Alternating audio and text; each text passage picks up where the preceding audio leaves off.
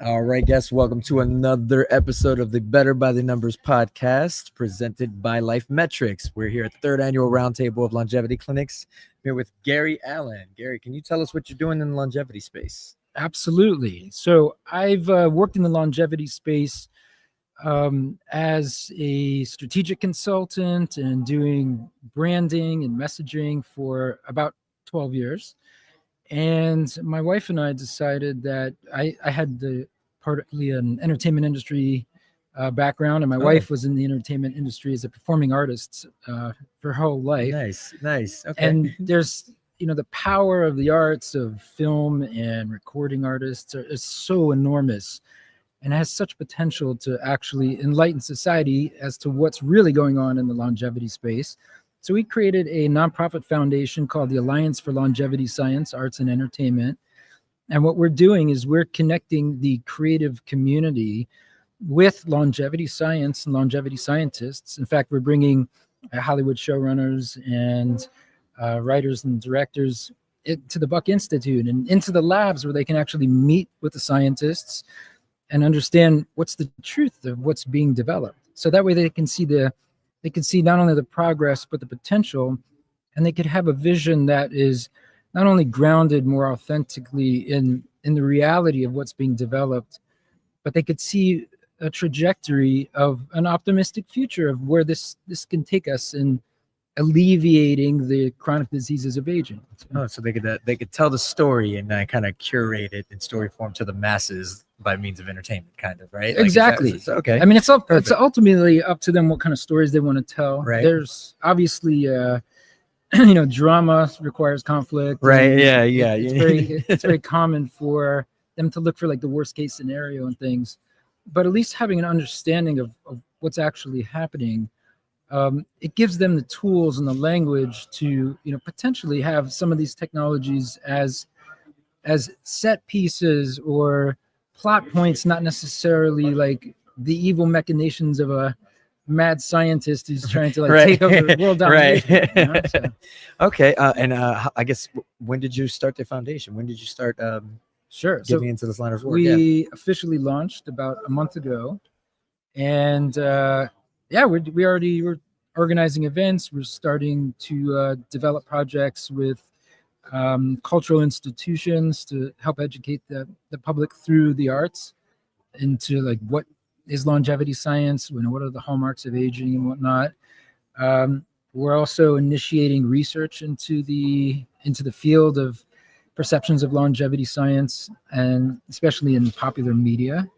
And we're organizing a number of events to help connect artists from a broad spectrum of the creative community with longevity scientists, because the longevity science, ultimately you want to be healthy and you want to live a long full life, but then why? I mean, you want to do it because you love life. And it's funny that when a lot of people are asked, what would you do with the few extra years of life if we could just give you those extra years, a huge amount of people talk about pursuing artistic endeavors, self-expression, creativity.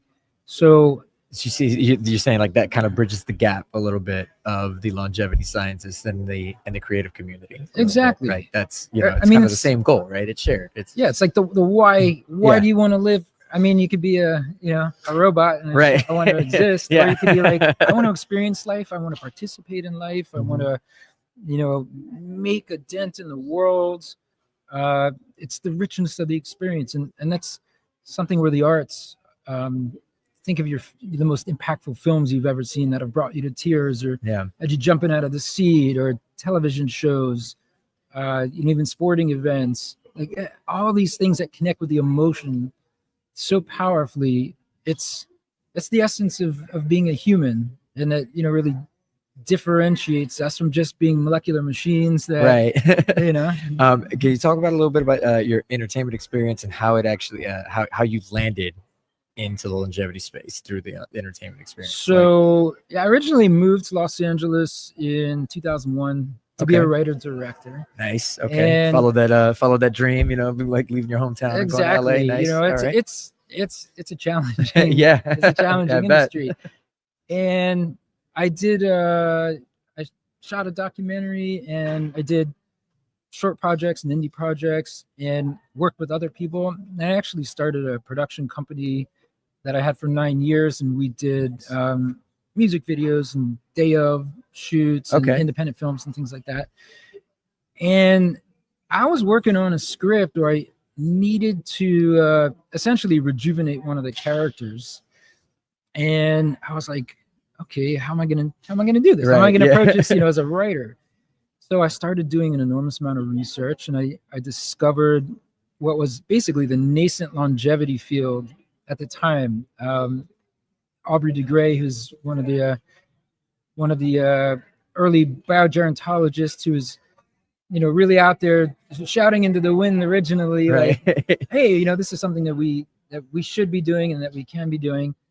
I came to know his work, and the more I researched it, I started realizing, like, wow, man, this should actually be technologically possible to interfere with the mechanisms of aging and really like cure age-related diseases, Yeah. restore vitality, and alleviate an incalculable amount of human suffering that the diseases of aging cause.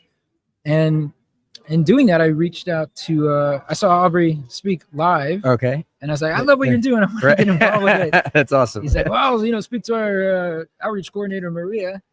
And he introduced me to Maria, who has been my wife for the past 10 years. Wow. Okay. And yeah, who so that was like a lift of fate right there. Just like, absolutely. And Maria and I co-founded the Alliance for Longevity, Science, Arts, and Entertainment, and it's converging the worlds that we love, and we feel is how we can make our greatest contribution to solving these enormous problems that everybody will face if you don't get hit by the proverbial bus. Right. You will, on a long enough timeline, get cancer and Alzheimer's and Parkinson's and heart disease. Yeah, I mean, it's COPD. inevitable at some point, right? Like, Yeah. as your age, you're gonna get sicker. Like, people know that. Yeah, So, and like, and the average person in the United States, I think they suffer with chronic diseases of aging for like 18.9 years. Mm. You suffer and you degrade. You lose your agency. Your Yeah. family has to become your caretakers. yeah, You can't do the things you love. You can't contribute to society in the way that you want. And if we have the technological tools in this era of exponential technological development to alleviate that and restore agency and vitality and the ability to enjoy your life on your own terms, it's and that would be for everybody in the world. It's a universal human problem.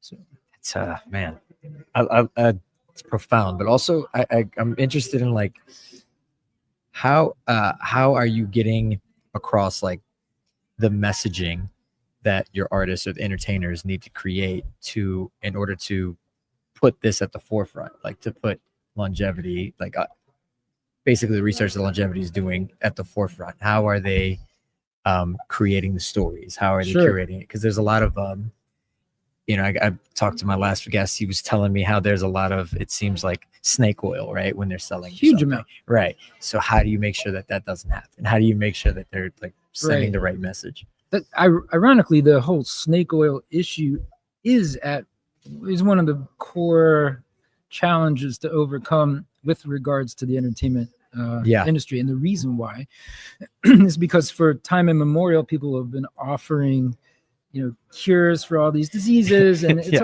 always take this pill. You need this pill, and you'll live forever, right? Yeah, Like, exactly. And it's always been BS, Aaron. Right? It's like it's never happened. So, in a sense, the people who entertain, a lot of entertaining is communicating, and it's messaging, and it's conveying a worldview, morality tales, kind of almost every Star Trek episode, especially like The Next Generation. It's a great morality tale that's wrapped in entertainment. You almost don't realize that you're on that journey. Mm-hmm. So a lot of the entertainment community has been compelled to warn people against wanting that which they can never have. So a lot of the stories show people offering these magic elixirs of vitality and life to be charlatans. And once these creators realize that these technologies, that there is this realm of longevity science. It's a new field, and there's things like senolytics and cellular reprogramming and gene engineering, like all of these things. They're legitimate. It can apply to them. It's tangible. It's not something they have to warn people about. It's actually something that they can explore. And we're not asking them like, you have to do positive stories or whatever. Right, it's up to right. them to discover the stories, but we're giving them the tools to understand what's really there. A new language, essentially creating like a new storytelling infrastructure that breaks free from these old tropes of, for me to be healthier, I have to steal something from you. You can have longer life, but you're going to get more and more decrepit. Right. Tithonus, the meal, the old Greek tragedy, as it were, where he asked for more, asked for eternal life, but forgot to ask for eternal youth, and just decrepit. Yeah, I got decrepit. Yeah. So I mean, it's like Death Becomes Her is an example. There's a lot of stories like that where, okay, so you want to live longer, now you're going to have to suffer. So we're offering new possibilities for story creators to explore, and to another point, they're all human, right? Yeah. And So, I mean, yeah. it's probably gonna be a lot of AI stuff out there, but as a human being, if you're telling a story and you're learning these things, you might be like, oh wow, okay, that applies to me. Or somebody in my family has Parkinson's or cancer. Like, these technologies are really interesting. There's a grounded personal interest in understanding what these technologies are, because they apply to you, they apply to everyone. So hopefully they'll be able to connect with what resonates with them personally and emotionally, and that will help inspire them to translate that into their art, which is ultimately what people want to do. Have a point of view. Like, this is what I think, and I'm going to try to tell it in a way that's compelling and impactful. What are some of your biggest takeaways here at the Roundtable that can help you with your specific goal? So, one thing that's great with the Roundtable is that, it's here at the Buck Institute, and what Longevity Center Europe is doing. There's a real focus on what is actually, real and tangible in the science.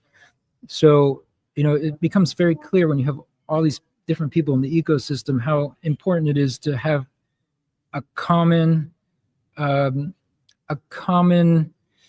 guess, language of the science.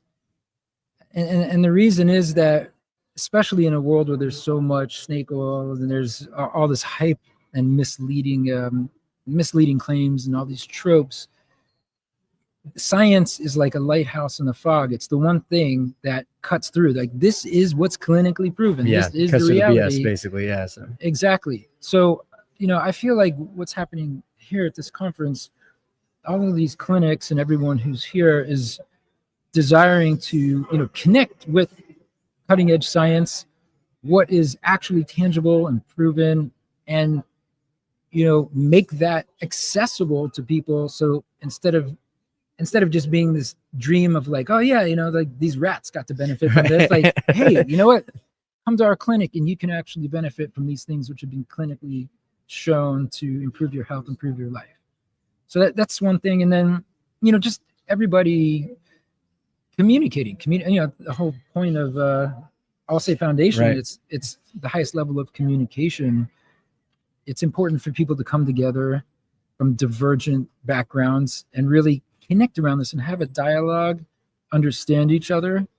And that understanding will help drive, it'll be a synergistic effect that helps the entire field move forward in a more powerful way. Well, you kind of answered my next question. I was going to say, like, since you started about a month ago, in 5 years, 10 years, what do you hope is your impact?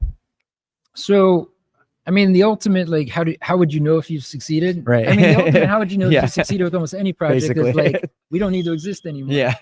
Right. So that's the ultimate. I mean, in reality, how the public feels about topics of longevity and a lot of the technologies, there's a lot of negative tropes in there. a lot of people in the entertainment industry are hesitant to, even touch some of these topics. If these things can be not only disseminated to the public in a way that they understand, and they can understand the implications and the emotional implications for themselves, the benefits to themselves, their families, the benefits to their lives, that will create a demand in the public that then is like a massive lever that can shift the politics and shift institutions that are governed by trying to give the public what they want. So, incredibly powerful art pieces across all kinds of genres can really impact how people come away feeling about things. And if people start realizing like this is what's this is a moral imperative to end all this suffering when we have the technological ability to do it. And they start having a vision of what a future could look like, because people can't want what they can't imagine. You don't know what you don't know, right? Like, so, And Hollywood and the creative community is great at giving people a vision of whatever, it's Star Trek or Blade Runner, or, of what the future can be. When people see a future that they're compelled to want to live in, and they start realizing this is going to be technologically possible, and they demand it, that demand will steer what industry is working on, and ultimately what governments are working on. It will help change policy. And of course, the government has trillions of dollars. And I think currently the government spends 1/10,000th of 1% of the federal budget on actually working on cures for the diseases of aging. Wow. Can you think about what percentage of the budget is spent, treating that with Medicare and assisted living? It's like, I don't know, over $1 trillion. Yeah, it's more, definitely. So why not get to the cause of the problem? It's like, I use this analogy a lot, where it's often people try to hit the accelerator, like they want to go faster, so they're always hitting the accelerator, and they're not releasing the parking brake first. It's like, let's release the parking brake and allow all of these the cause of all this suffering to be eliminated. And then you won't need all of it. You be very preventative. I'm seeing that in the space a lot. It's like everything is about prevention. I'm loving that. I'm loving seeing that, like, we want to help the problem before there is one, So yeah, exactly. Where can we find you? So we're at allsay.org. It's ALSAE.org. Okay. And it's pronounced all say, like we all say. All right. And people are welcome to find out more about what we're doing. A lot of what we're doing is actually behind the scenes. We certainly want public support, and we're a nonprofit, so funding and public support in that way is very essential. But if you're in the entertainment or arts community and watching this, especially if you are an established artist and if you have a following, like, we would love to connect with you. We're really interested in bringing as many artists and influencers and people who really engage the public into what we're doing, so that they have an opportunity to learn and explore and be inspired by what's inspired us to create Allsay in the first place. And do you have social media at all?